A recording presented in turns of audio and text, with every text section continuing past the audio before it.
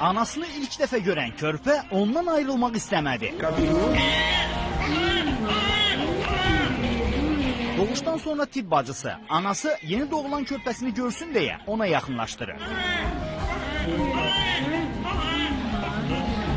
Sanki bətnində səbirsizliklə onu dünyaya gətirən anasını görməyə arzulayan körpə balaca əllərini anasının üzünə qoyur və onu hiss eləyir.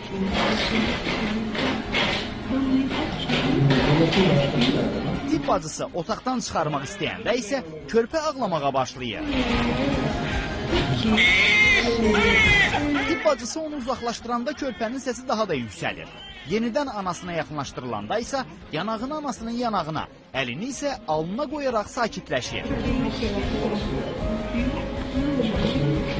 Uşağın hissiyatı qarşısında hamı heyrətə gəlir, hətta anası da.